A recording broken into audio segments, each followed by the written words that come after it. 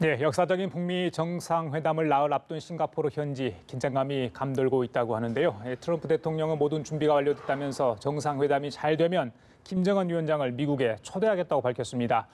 북미가 공동 합의문에 CVID를 명기할지를 두고 막판 줄다리기를 하는 것으로 현재 알려지고 있습니다. 이 시간 김현욱 국립외교원 교수, 봉영식 연세대 통일연구원 전문연구위원 두 분 모시고 관련 내용들 짚어보도록 하겠습니다. 안녕하십니까? 안녕하세요. 안녕하십시오. 예. 이제 정상회담 나흘 앞으로 다가왔습니다. 트럼프 대통령 방금 제가 말씀드렸다시피 모든 준비가 완료됐다 이렇게까지 이야기를 했습니다. 자, 어떤 준비가 돼 있는지 궁금한데 방금 들어온 소식에 따르면 지금 캐나다에서 G7 정상회의가 열리는데 트럼프 대통령이 이제 미국 시간으로 9일입니다. 아마 우리 시간으로 10일 정도 될 것 같은데 싱가포르로 바로 오겠답니다. 중간에 이제 오겠다는 건데 그렇다면 한 이틀 정도 빨리 오는 거 아니겠습니까? 네. 그동안 뭐 김정은 위원장, 그러니까 뭐 대화 상대가 되겠죠. 김정은 위원장에 대한 공부, 또 비핵화에 대한 공부를 열심히 하고 있다고 하는데 지금쯤 어떤 생각이 드는지 궁금한데 김 교수님. 예, 뭐 아주 우여곡절이 많았던 것 같아요. 지금까지 열리는데 그 북미 정상회담을 취소도 했다가 다시 열고 그리고 아주 짧은 기간 내 실무진입 판문점에서 결국은 의제를 상당히 좁혀왔고. 물론 아직까지 좁혀지지 않은 의제들이 있습니다. 하지만 그럼에도 불구하고 트럼프 대통령은 그 정상회담을 2차 이상 가져가겠다는 그러한 말을 함으로써 정상회담 성공에 대해서 상당히 열정을 보이는 것 같아요. 그래서 지금 보면은 뭐 주 10시간 이상씩 뭐 열공을 하고 있다 이런 얘기도 나오고 있고 또 뭐 김정은 위원장도 공개 행사를 다 취소하고 거기에 집중하는 걸로 보이고 그래서 아마 성과가 어떻게 나오든지 아무 구체적으로 나오든 아니면 뭐 원칙에 대한 합의가 나오든지 아마 분위기 자체는 상당히 화기애애하지 않을까 생각을 합니다. 예. 김정은 위원장은 지금 좀 무슨 공부를 하고 있다고 보세요, 봉 의원님? 체제 보장, 그다음에 미국의 이런 적대적 정책을 철회하는 것, 이것을 어떤 단계로 어떻게 잘게 썰어가지고 트럼프 대통령에게 요구할 것인가, 그리고 이제 북한이 가지고 있는 핵 물질, 핵탄두, 그리고 미사일 능력과 시설을 어떻게 또 잘게 쪼개어가지고 북한의 유리한 선에서 타협을 이룰 것인가, 이런 이 매치를 하는 그런 연습을 하고 있지 않을까 생각합니다. 그 방금 전해드린 것처럼 트럼프 대통령이 한 이틀 빨리 싱가포르에 도착한다. 그러면 이 김정은 위원장은 11일 빠르면 11일 오후, 뭐 늦으면 12일, 뭐 당일 오전 일찍 새벽에 도착할 수도 있는 건 아니겠습니까? 그래서 이게 두 정상이 오는 시점이 다르거든요. 그건 어떻게 좀 봐야 돼요? 아무래도 일찍 가서 조금 이렇게 그 현지에 적응하면서 이 역사적인 회담을 준비하는 것이 맞겠죠. 우리나라 시간으로 오전 10시, 6월 12일에 정상회담이 있을 텐데 당일날 새벽에 도착한다는 것은 예전에 우리나라 축구 대표팀이 처음으로 월드컵 본선에 진출했을 때 당일날 배로 며칠 걸려서 도착한 다음에 헝가리였나요? 9대 0으로 대패했기 때문에 월드컵 사상 참패를 기록했죠. 지금 기록으로 남아 있는데요. 김정은 위원장이 그런 도박을 하지 않을 것이라고 생각합니다. 워낙 이렇게 중요한 정상회담이기 때문에. 예, 알겠습니다. 지금 싱가포르 현지의 의전과 경호 문제는 김창선 국무위원회 부장이 다 준비를 했었죠. 그런데 엊그저께인가요? 이 베이징을 찾았어요. 그래서 평양으로 들어갔다가 다시 나오는 거 아니었더니 베이징에서 바로 다시 싱가포르로 돌아왔다고 그래요. 본국에 뭔가 전할 일이 있으면 싱가포르에 또 저기 있잖아요. 그 북한 대사관이. 그러니까 충분히 가능할 텐데 왜 베이징에 들려다 다시 또 돌아온 걸까요? 그 최근에 호텔이나 그 정상회담 장소가 이제 바뀌었습니다. 원래는 샹그릴라 호텔이었는데 이것이 이제 센토사 섬에 있는 카펠라 호텔로 바뀌었고 그러면서 이제 샹그릴라 호텔이 지금 트럼프 대통령의 숙소로 정해지고 연이어서 이제 김정은 위원장의 숙소가 이제 세인트 레지스 호텔로 정해졌는데 아마 그런 과정 즉 숙소를 정하는 과정에 있어서 아마 여기저기를 계속해서 이제 경호나 아니면 뭐 거기에 어떤 그 뭐라 그럴까요? 뭐 안전 상태라든지 이런 거를 체크를 하는 중이었다고 저는 보고 그런 상황에서 이제 세인트 레지스 호텔을 이제 그 북한의 경호팀이라든지 의전팀이 가서 실제 여기가 얼마나 적합한가를 따져보다가 어떤 문제점이 생기지 않았겠어요? 그래서 결국은 그러한 모든 준비 상황을 다 총괄하고 있는 이 그 김창선 부장인가요? 그분이 이제 결국은 돌아갔다는 거죠, 싱가포르에서. 나오는 얘기는 뭐 감청 우려가 있지 않느냐, 뭐 이런 얘기도 나오고 있는데 어쨌든 뭐 그대로 평양으로 돌아가기에는 본인이 직접 가서 확인해야 되는 그러한 문제가 생겼다고 보는 게 맞겠죠. 그래요, 알겠습니다. 그 방금 뭐 경호 관련 얘기를 했는데 그 김정은 위원장 지난번에 4.27 1차 판문점 정상회담 때 북한 경호팀의 그런 놀라운 모습 있잖아요. 경호했던 그렇죠. 그 예. 전용 벤치 1호차를 경호하는 모습을 봤는데 이번에도 아마 그 김정은 위원장이 자신이 갖고 있는 벤치 1호 승용차를 수동할 거다, 공수해 올 거다 이런 이야기했습니다. 이 방탄 경호로 굉장히 유명하잖아요. 북한 경호팀. 이번에는 이제 미국의 비밀 경호국 그 경호국 요원들과 예, 예. 재밌을 것 같아요. 그 모습을 비교를 한다면 어떻습니까? 글쎄요, 저는 뭐 경호 그 전문가는 아닙니다만 제가 있던 학교에 이 빌 클린턴 대통령이 현직에 있을 때 연설을 한 적이 있습니다.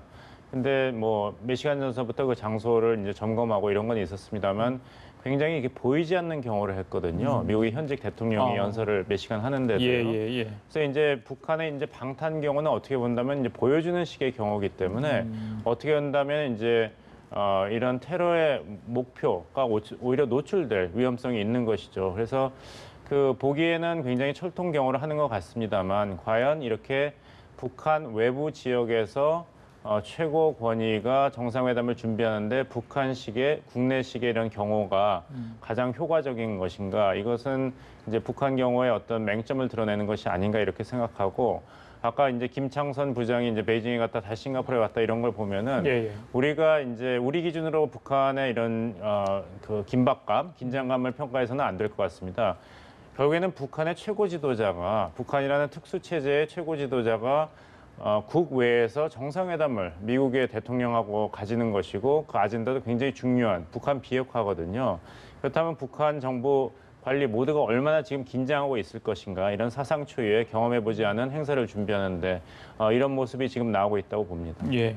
그 김정은 위원장이 과연 뭘 더 탁월할지 그것도 관심인데 전용기 참매 1호 올 수는 있다고 하죠. 근데 노후돼가지고 좀 불안한 감이 있지 않냐 이런 계속 분석이 나왔는데 오늘 나온 일부 보도에 따르면 제3국의 비행기를 이용할 수도 있다 이런 얘기가 나옵니다. 어떻게 보십니까? 예, 지금 싱가포르 외교장관이 북한을 방문을 하고 있습니다. 맞습니다. 예. 아마 처음 상당히 먼 거리 중국 이외의 그 국가를 지금 처음 방문하기 때문에 아마 상당히 김정은 위원장으로 났을 겁니다. 그래서 그 현지 국가의 어느 정도의 지원을 좀 받아야 되는 것이고 아마 경호 아까 지금 말씀을 하셨는데 경호 관련해서도 지금 그 싱가포르에 있는 그 네팔 국가에 네. 상당히 좀 용맹한 그러한 부대의 어떤 지원을 받는다 뭐 이런 얘기도 있고 이번에 말씀하신 것처럼 아무래도 노후한 비행기로 한 7, 8시간을 타고 가야 되기 때문에 추락 사고의 우려도 상당히 있거든요. 그래서 아마 그러한 부분을 해결하는 것도 이번에 싱가포르 외교장관과 나눈 어젠다 중에 하나일 것이고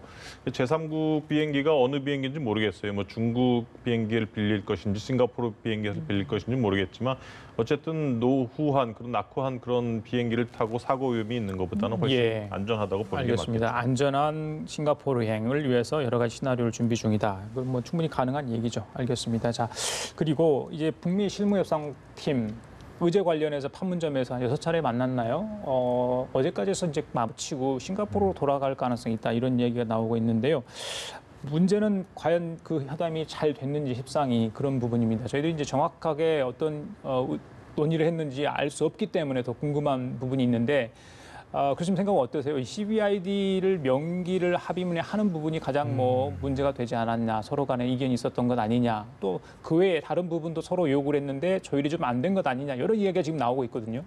예, 그동안 북한이 주장했던 동시 단계적 그리고 미국이 주장했던 선비핵화 계속 그러다가 결국은 조금 이게 트럼프식이다 그래가지고 선 반출하고 그 대신에 그 다음에 체제 안전 보장하고 CVID로 가자 이렇게 상당히 좀 뭐 어느 정도 윤곽이 잡히는 듯했는데 역시 이제 그 CVID 문제 말씀하신 CVID 문제 그리고 조기 반출에 대한 북한의 거부 문제. 조기 반출에 대한 북한이 거부하는 것은 아무런 체제 보장 조치를 받지 않은 상태에서 핵탄두와 ICBM을 어떻게 빼겠느냐 문제거든요.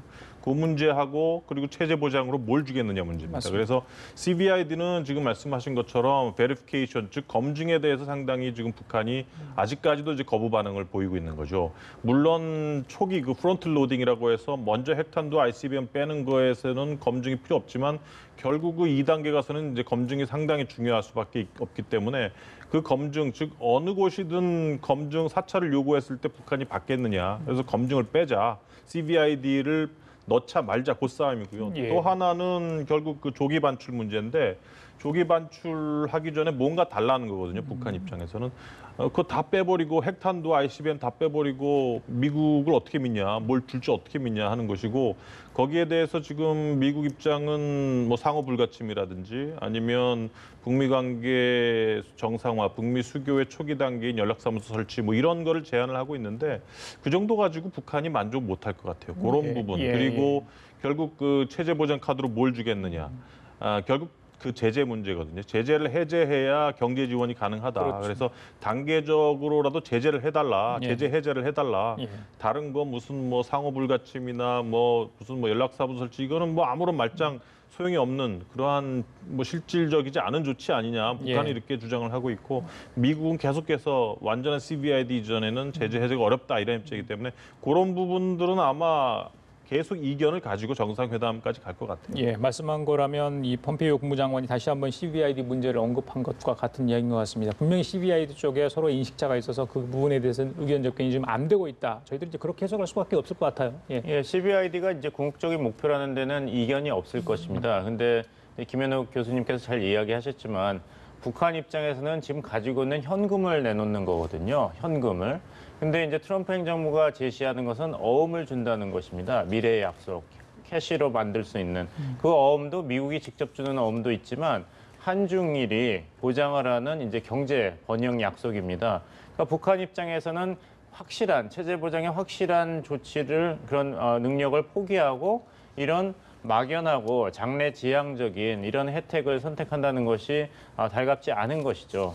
하지만 지금 상태에서는 이런 미북 정상회담을 북한 측이 먼저 제시를 했고 제안을 했고 미국이 받았고 한 번 또 우여곡절이 있었기 때문에 여기서 북한이 물러난다면은 걷잡을 수 없게 됩니다. 그리고 또 북한 입장에서는 이런 그 프론트 로딩, 그 반출을 조기 반출을 하기 전에 미국이 어떤 성의를 보이기를 원하는 건 당연하겠죠. 하지만 미국이 제시한 것은 추가 제재를 하지 않겠다. 즉 고통을 증가시키지 않겠다는 정도에서 성의를 보이기 때문에 북한 입장에서는 이제 성의 차지 않는 것이죠. 예, 그 오늘 일부 언론에 이 실무 협상 과정에서 비핵화 조치 초기 단계로 비료와 의료 관련 지원을 요청했다 이런 얘기가 나와요. 이건 뭐 사실 실물적인 부분인데 이게 오이사 조치랄지 지금 북한이 받고 있는 대북 제재 조치에 좀 저촉이 됐다 이런 지적도 있습니다만 실제 이걸 했는지도 분명 확인이 필요한데 만약에 했다면 북한이 굉장히 급하다. 저희들이 그렇게 해석할 수밖에 없잖아요. 이런 문제들은. 근데 뭐 이게 인도주의적 지원으로 본다면 뭐 국제사회의 제재 위반은 아닌 쪽으로 해석이 가능합니다. 근데 그만큼 북한 입장에서는 뭔가 실질적인 조치를 얻어내기 위한 유인책을 만들려고 하는 시도인 것 같아요. 그러니까 아무것도 안 주고 뭐 경제 지원은커녕 제재 해주도 안 해주고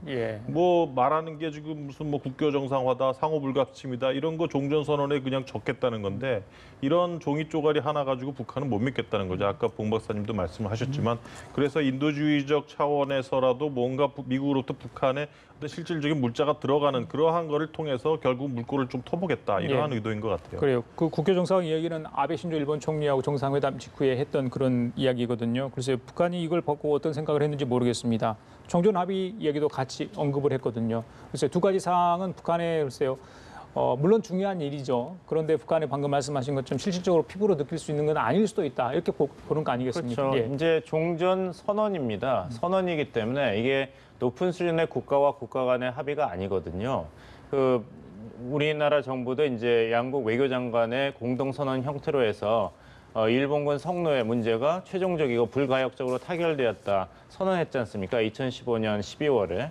하지만 그것이 나중에 어떻게 되었습니까? 국내 정치 사정상 그 존중은 하지만 내용을 이행할 수는 없다 이렇게 됐기 때문에 북한 입장에서는 자꾸 미국이 약속하는 것은 프론트 로딩이 아니라 뒤에 나중에 완전한 비핵화가 되면 이렇게 좋은 게 쌓여 있다 이런 메시지만 미국에서 반복하게 있기 때문에 뭐라도 실질적인 것을 받아야지 국내에서 이런 핵무기를 내려놓고 미사일을 포기하는 거에 대한 이제 반발이라든지 불만을 좀 시킬 수 있는데 그것을 미국이 제공하지 않으면서 트럼프 대통령은 계속 특유의 스타일대로 추가 제재를 지금 선택하고 싶지 않다. 즉 추가 제재를 안 하는 것만으로도 고맙게 생각해라. 그리고 회담장 밖으로 나간 일이 없기를 바란다. 이런 식으로 으름장을 놓고 있거든요. 그러니까 김정은 위원장은 굉장히 고민이 많을 겁니다.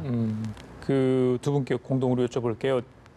여러 번 지금 언급을 했어요. 트럼프 대통령이 오늘도 마찬가지죠. 어제도 회담 잘 되면 김정은 위원장을 백악관으로 부르겠다 이런 얘기를 했었고 2차, 3차 회담이 열려 있다 이런 얘기도 했고 분명히 그러니까 이번에는 큰 틀의 합의 정도만 생각한다고 보면 되고요. 더 구체적인 걸 실행에 옮길 수 있는 부분은 이후에 그건 언제가 될지 모릅니다만 뭐 중간 선거 전에 이야기가 많이 나오지 않습니까? 효과를 극대화하기 위해서.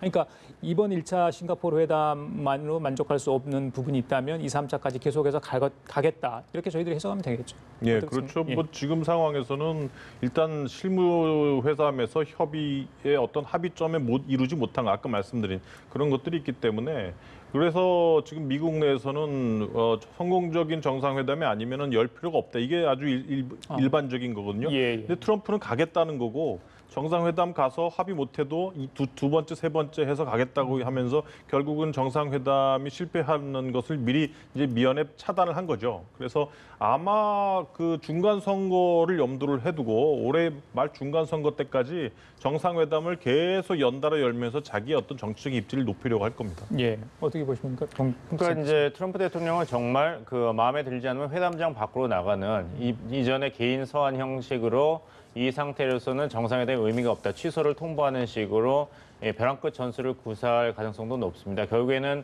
앞에 김정은 위원장과 지금 협상을 하지만 뒤에 국내 정치적으로 자신의 이익 그리고 공화당의 이익을 선거를 앞두고 최대화하려고 그러는 것이거든요. 여기서 북한 그리고 북한 비핵화 문제가 일정 정도 희생될 위험성도 있습니다. 예. 그리고 하나만 더 여쭤볼게요. 그 남북미 정상회담이 싱가포르에서 과연 이루어질까 그 부분 시간이 많지 않아서 아직 뭐 미국 쪽에서 우리 정부에 초청을 하지 않고 있어서 문재인 대통령이 뭐 준비는 하시겠지만 언제 갈지는 모르는 상황 아니에요. 시간이 흐르다 보면 이제 남북미 정상회담은 어려울 것 같고 그렇다면 종전선언도 힘들겠다 이런 건데 이게 또 이제 트럼프 대통령이 종전선언 합의 서면 가능하다 또 싱가포르에서 그런 얘기를 하다 보니까 다시 한번 또 생각해 볼까 이런 생각도 들거든요, 홍 박사님. 근데 이렇게 우리나라가 종전선언에 참여하는 것을 서두르고 목을 매달 이유가 있는가 한번 생각해 봐야 될 것 같습니다. 아직까지 소식이 없다는 것은 이 종전선언이 굉장히 한국이 반길 만큼 구체화된 내용이 아니고 정말 유려한 말로 그치는 선언에 머무를 가능성이 높습니다. 그렇다면 한국의 종전선언이라는 굉장히 중요한 외교적, 정치적 성과를 너무 아깝게 받는 것이 아닌가. 더 크게 잘 받을 수 있는데 그렇다면 앞으로 한국이 이제 촉진자 역할을 하는데도 이것이 오히려 아깝게 흘러가 버리는 것이 아닌가. 에너지의 동원이 되지 않고 이런 면으로 본다면 이번에 참여를 안 하는 것이 오히려 한국의 어떤 주도권이랄까요. 나중에 참여할 수 있는 전략적 그 여지를 남겨놓는 데는 오히려 긍정적이 아닐까 생각합니다. 예, 교수님 어떻게 보십니까? 종전선언은 법적인 그 선언이 아니에요. 그렇죠. 그래서 저는 이번에 북미 간 종전선언도 가능하다고 봐요. 북미 간 종전선언을 하고 그 내용에 뭐 관계 정상화, 적대 관계 청산 이런 걸 담으면 결국은 종전선언이라는 걸 통해서 미국이 북한한테 초기 단계에서 제공해 줄 수 있는 안전보장체가 되거든요. 물론 북한이 그거를 그 체제 보장이 됐다고 받는지 안 받는지 그건 또 다른 문제고 어쨌든 한국이 참여하지 않더라도 종전선언이라는 북미 간의 종전선언이라는 통해서 미국은 뭔가 이런 것을 북한에게 주어주려고 할 것이고 그걸 통해서 이제 남북미로 다시 한번 또 승계하려고 노력을 하지 않을까 싶습니다. 예, 마지막으로 싱가포르에서 잠깐 유라시아 대륙 쪽으로 좀 넓게 가볼게요. 그 북한이 한 3번 정도 반대를 했던 겁니다. 이게 우리나라 가입을 원했던 국제철도협력기구 정회원이 됐습니다. 북한이 찬성표를 던져줬어요. 최근에 달라진 한반도 분위기를 반영한 거다 그러는데 이게 굉장히 의미가 있다면서요, 교수님? 예. 그렇죠. 타보셨는지 모르겠어요. 저기 네, 저는 그때 못 타봤는데 예. 아유 그때 갔다 오신 분들이 녹초가 돼서 왔어요. 뭐 5박 6일 타고 갔다 오셔가지고. 근데 그만큼 뭐 운송이 되고 물류가 되고 러시아, 한국, 북한, 남북로의 경제 협력이 열린다는 차원에서 뭐 북한으로서는 당연히 이거를 승인할 때가 됐다고 보고요. 러시아도 상당히 기회가 와서 상당히 여기에 기대감이 많을 그렇죠. 겁니다. 그래서 아마 지금 북미 정상회담 통해서 단계적 제재 해제 결정만 나면 남북로 간의 철도뿐만이 아니라 모든 경제적인 커넥션이 생길 수 있다. 상당히 좀 고무적이다 이렇게 봅니다. 예, 박사님. 저희가 이제 북한을 이제 세계로 번영의 길로 유도한다 이런 메시지는 트럼프 행정부뿐만 아니라 문재인 정부도 강조를 했습니다. 그러려면은 북한이 어느 정도는 정상 국가화가 돼야지 이제 IMF라든지 이제 세계은행에서 차관도 받는데요. 저희가 이제 기억해야 될 것은 이런 북한 경제 살리기 프로젝트가 예전부터 있었습니다. 맞습니다. 보수 정권이든 진보 정권이든. 근데 안 됐던 거는 이제 북한 정권의 결단이 없었던 것이거든요. 그리고 북한은 아직도 125억 불 정도의 갚아야 될 차관이 있습니다. 그리고 대부분 이제 러시아가 가지고 있기 때문에 러시아 입장에서도 이런 것을 환수하기 위해서는 북한의 경제가 활성화가 돼야죠. 특히 철도가 이제 한반도를 관통하게 된다면 그 철도 건설뿐만 아니라 철도 밑에 이제 가스관도 같이 송유관을 설치하게 됩니다. 그러니까 러시아 입장에서도 이것을 굉장히 반길 이유가 많은 것이죠. 예, 알겠습니다. 자, 지금까지 김현욱 국립외교원 교수, 봉영식 연세대 통일연구원 전문연구위원 두 분과 함께 얘기 나눠봤습니다. 오늘 말씀 잘 들었습니다. 감사합니다.